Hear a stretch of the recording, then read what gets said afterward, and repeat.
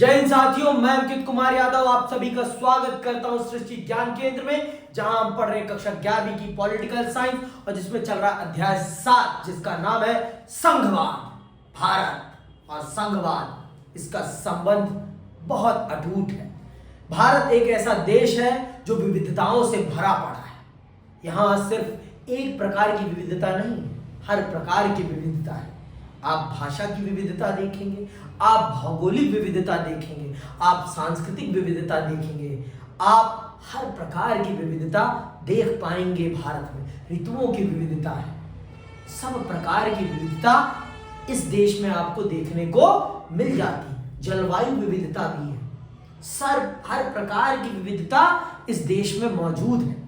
तो इस देश को इस देश के शासन को सही ढंग से सुचारू रूप से चलाने के लिए इस देश के राष्ट्र निर्माताओं ने इस देश को संघीय व्यवस्था के आधार पर शासित करने की नीति का अनुसरण किया। अर्थात यहाँ पर शासन की 2 स्तर है मोटे तौर पर। वैसे स्तर 3 है, लेकिन हम मोटे तौर पर 2 स्तरों पर शासन को संचालित करते हैं। मोटे तौर पर मैं शब्द यूज कर रहा हूं। शासन के 3 स्तर हैं। मैं स्थानीय स्तर की बात नहीं कर रहा हूं। यहाँ पर स्थानीय स्तर की बात हम अगले अध्याय में विस्तार पूर्वक करेंगे।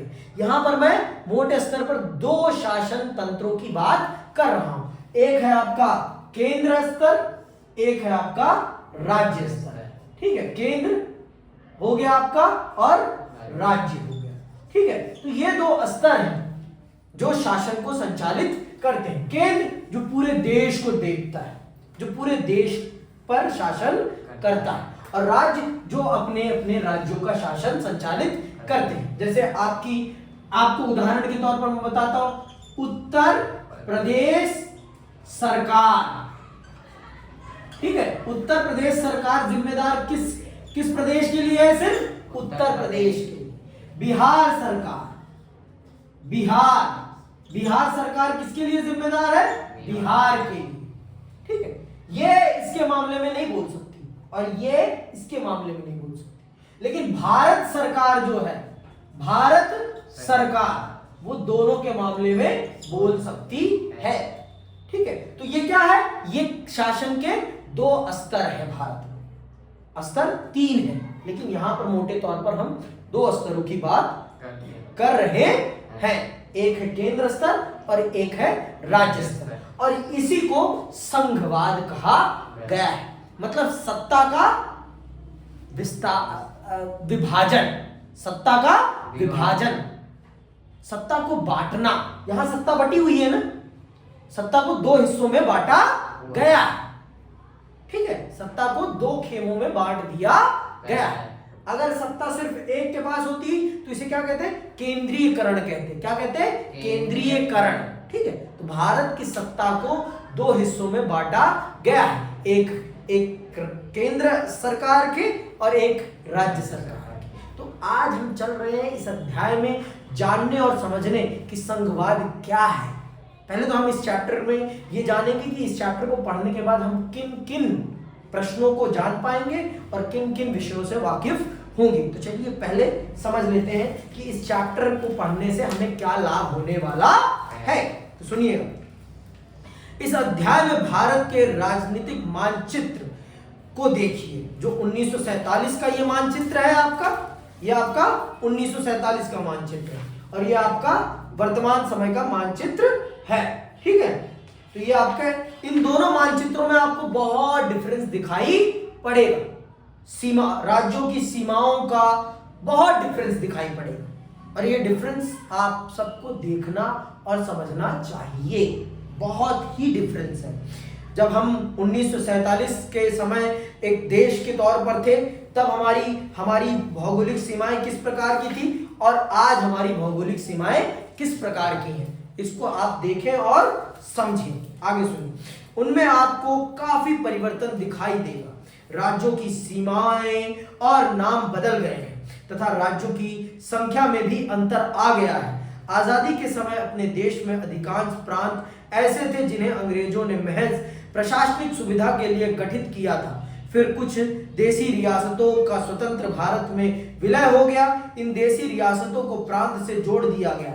इसे आप 1947 के मानचित्र में देख सकते हैं। तब से लेकर आज तक राज्यों की सीमाएं कई बार बदल चुकी हैं। इस अवधि में न केवल राज्यों की सीमाओं में परिवर्तन हुआ, बल्कि कुछ राज्यों की जनता की इच्छा के अनुरूप उनके नाम भी बदल गए। जैसे मैसूर का नाम कर्नाटक तथा मद्रास का नाम तमिलनाडु हो गया। ये मानचित्र 70 वर्षों में हुए परिवर्तनों को दिखाते हैं। एक तरह से ये नक्शे हमें भारत में संघवाद के कामकाज की कहानी कहते हैं। ठीक है। इस अध्याय को पढ़ने के बाद आपको निम्नलिखित बातों की जानकारी होगी। पहला क्या, संघवाद क्या है, इससे आप परिचित हो जाएंगे। दूसरा क्या समझेंगे आप, भारतीय संविधान के संघीय व्यवस्था संबंधी प्रावधान क्या है।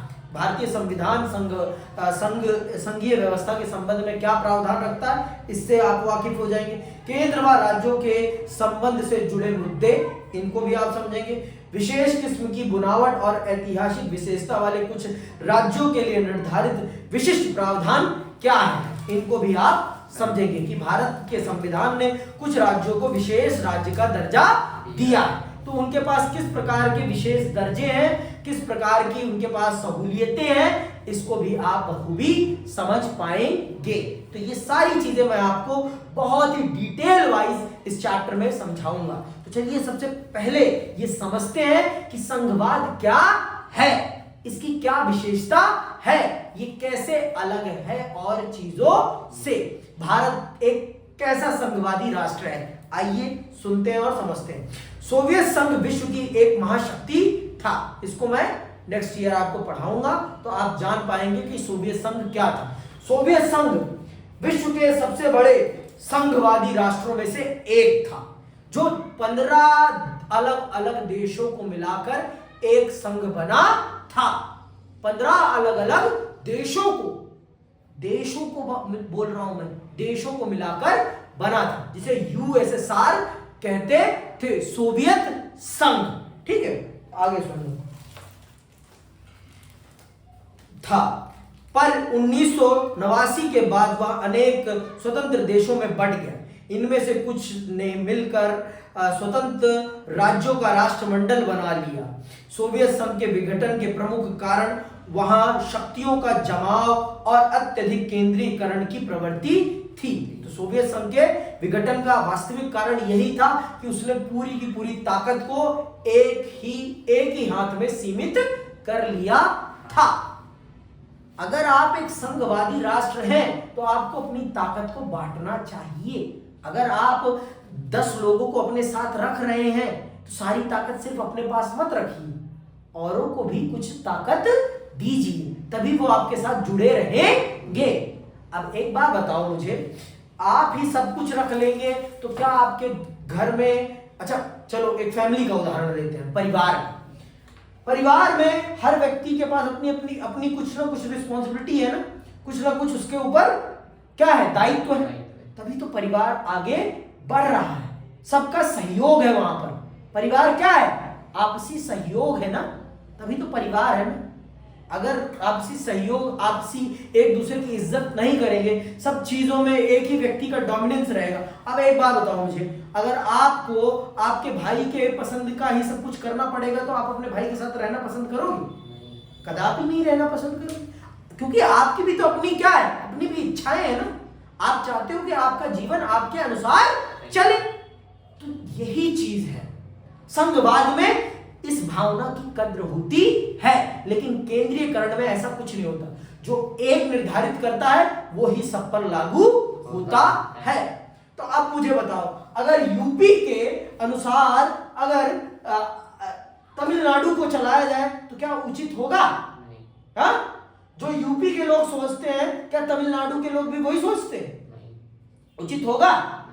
तमिलनाडु के अनुसार यूपी को चलाया जाए तो उचित होगा? यूपी के लोगों के साथ सही होगा या बिहार के लोगों के साथ सही होगा? हाँ, या बिहार का फेस्टिवल जबरदस्ती हरियाणा के लोगों से मनवाया जाए तो क्या हरियाणा के लोगों के साथ सही होगा? नहीं, किसी के साथ सही नहीं होगा। इसी चीज को हमारे देश के राष्ट्र निर्माताओं ने समझा और इसीलिए हमारे देश में उन्होंने सत्ता के दो केंद्र रखे, एक तो पूरे देश के लिए और एक पर्टिकुलर उन राज्यों के लिए, उन राज्यों के प्रशासन को सही ढंग से सुचारू रूप से चलाने के लिए उनको अपनी खुद की पावर दी, जिससे कि वो अपने राज्य को सही ढंग से चला सके। समझ में आई बात? तो ये है, यहां पर सबकी इच्छाओं का आदर किया जाता है, पूरी नहीं थोड़ी बहुत इच्छाओं का। अब अनचाही इच्छा का आदर तो नहीं होगा ना भाई, कि आप कुछ भी मांगे हम आपको कुछ भी दे देंगे, ये वाली बात नहीं होती। लेकिन जो जायज मांग होती है आपकी, उसे पूरा करने का प्रयास जरूर किया जाता है। कहां पर? संघवाद में। ठीक है। इसके अलावा उज्बेकिस्तान जैसे विभिन्न भाषा और संस्कृति वाले क्षेत्रों पर रूस के अधिपत्य ने भी विघटन को बढ़ावा दिया। कुछ अन्य राज्यों जैसे चेकोस्लोवाकिया, युगोस्लोवाकिया और पाकिस्तान को भी अपने देश का विभाजन देखना पड़ा। कनाडा में भी अंग्रेजी भाषी और फ्रेंच भाषी क्षेत्रों के आधार पर विभाजन की संभावना बढ़ गई थी। भारत के लिए क्या यह महान उपलब्धि नहीं है कि 1947 के दुखद विभाजन और स्वतंत्र राष्ट्र के रूप में पिछले 7 दशकों से वह अपना अखंड तथा स्वतंत्र अस्तित्व बनाए हुए है। आखिर इस उपलब्धि का आधार क्या है? क्या हम कह सकते हैं कि इसकी काफी कुछ श्रेय भारतीय संविधान द्वारा अंगीकृत संघीय व्यवस्था को जाता है? जी हाँ, भारत की ये अखंडता, एकता को बनाए रखने में भारत के राष्ट्र निर्माताओं के द्वारा जो संघवाद की कल्पना की गई, उसने भारत की एकता को इतने अच्छे से बनाए रखा है, क्योंकि भारत ने अपने राज्यों की विविधता का सम्मान किया है, कभी उनके ऊपर कुछ थोपने का प्रयास नहीं किया है। और अगर आप किसी पर भी अपनी चीज को थोपेंगे, गलत चीज को, तो वो आपका विरोध जरूर करेगा। ये बात आप समझ लीजिए पीयूष बाबू, आप पर मैं अपनी विचार थोप नहीं सकता। अगर मैं थोपूंगा, एक ना एक दिन आप ये संस्थान ही छोड़कर चले जाएंगे, कि आएंगे यहाँ पर। अगर मैं आप पर बेफजूल की बातें थोपूंगा, तो आप यहाँ आना पसंद करेंगे? स्वाभाविक सी बात, स्वाभाविक ही बात है ना ये तो। समझ में आई बात? तो एक ना एक दिन आप इसको छोड़ देंगे कि नहीं भैया, नहीं, मुझे नहीं जाना उनके पास। मन में आएगा नहीं विचार। हम दोनों एक दूसरे के साथ इसीलिए, क्योंकि आप मेरी बात सुनते हैं, मैं आपकी बात सुन लेता हूं। हमारे बीच में म्यूचुअल कंसर्न, चाहे हम एक दूसरे की बात माने या ना माने, लेकिन सुन तो रहे हैं ना।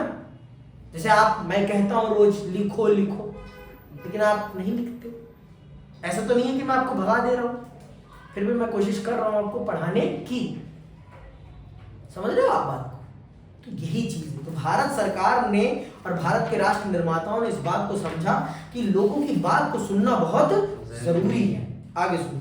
ऊपर जिन देशों का उल्लेख किया गया है वे सभी संघीय राज्य थे, पर वे एकजुट ना रह सके।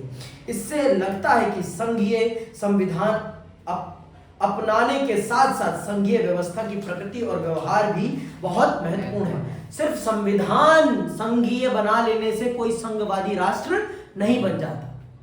संघवादी होने के लिए आपको व्यवहार भी वैसा करना पड़ता है, आपको दूसरे की इच्छा का आदर भी करना पड़ता है, तब जाकर आप एक संघवादी राष्ट्र बनते हैं।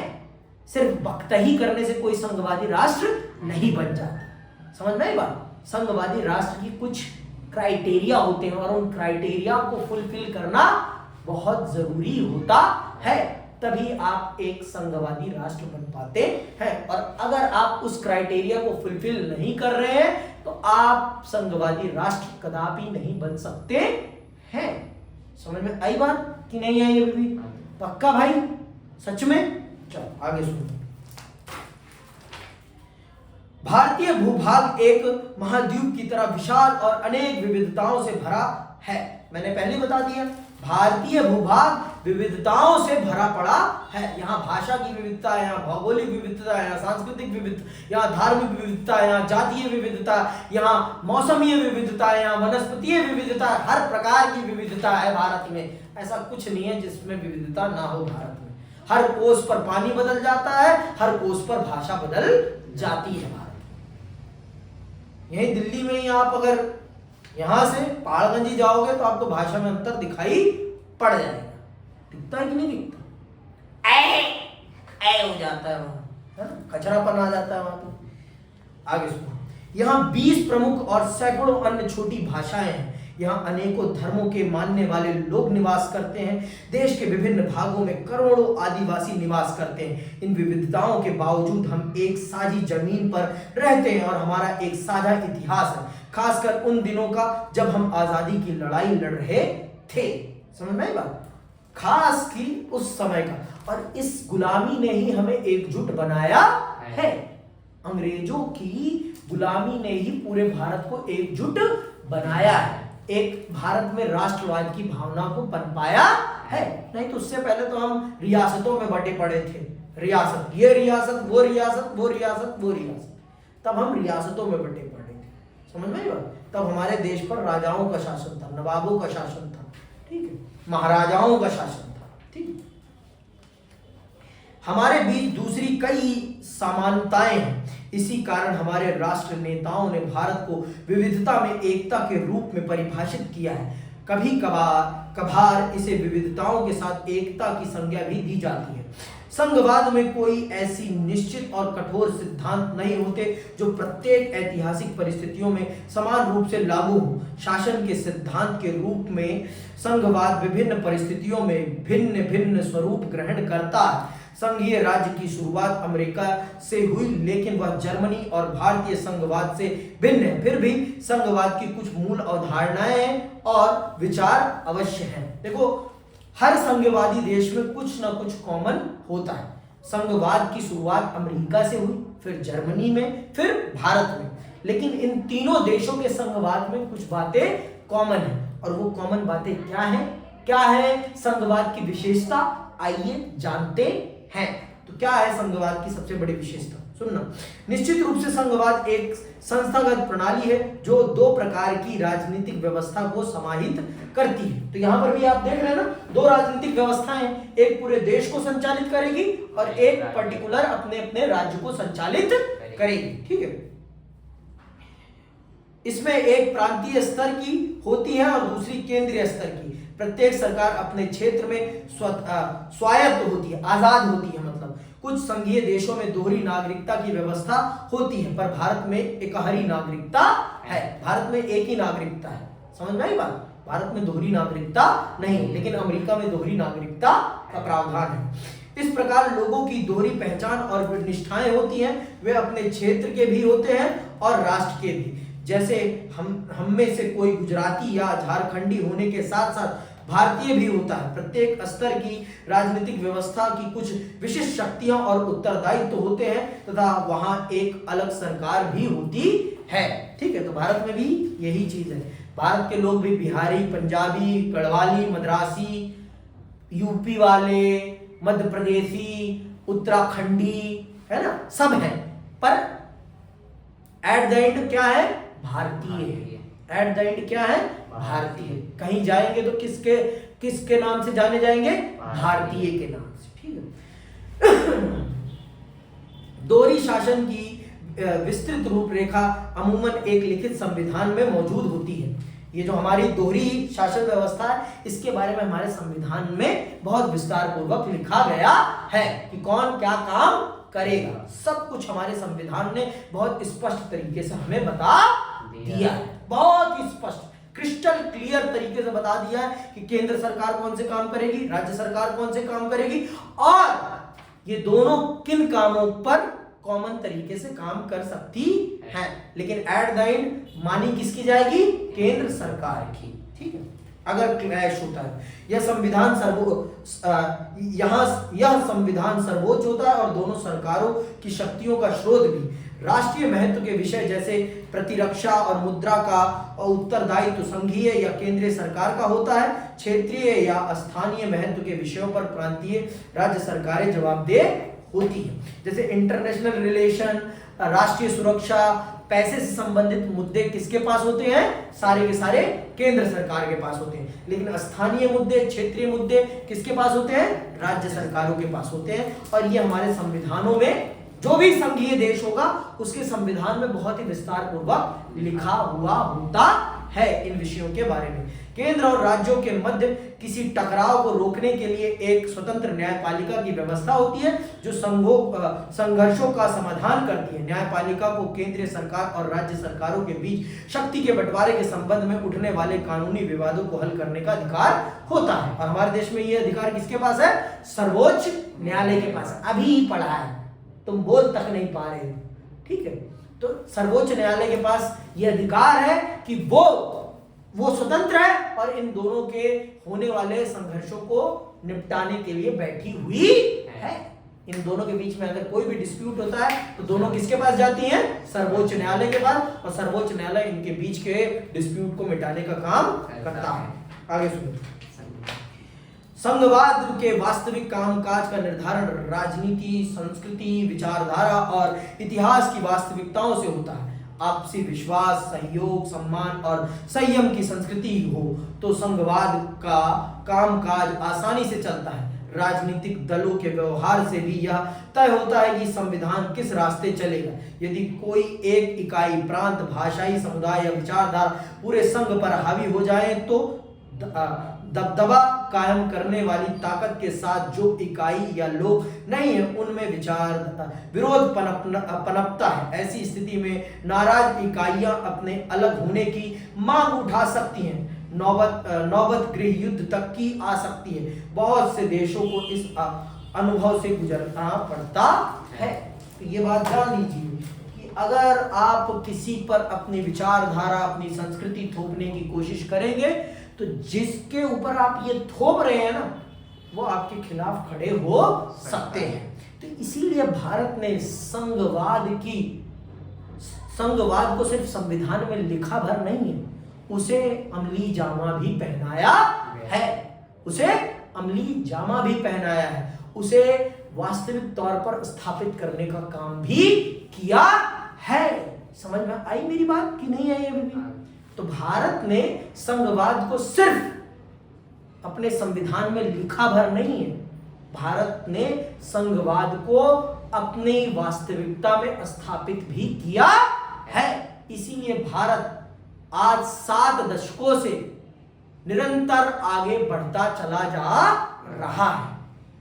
अपनी विविधताओं के साथ, अपनी इन सभी समस्याओं के साथ, भारत में बहुत समस्या, लेकिन उन समस्याओं के साथ भी अपने विकास के पथ पर आगे चलता जा रहा है और अपनी विविधताओं को, समस्याओं को दूर करता जा रहा है।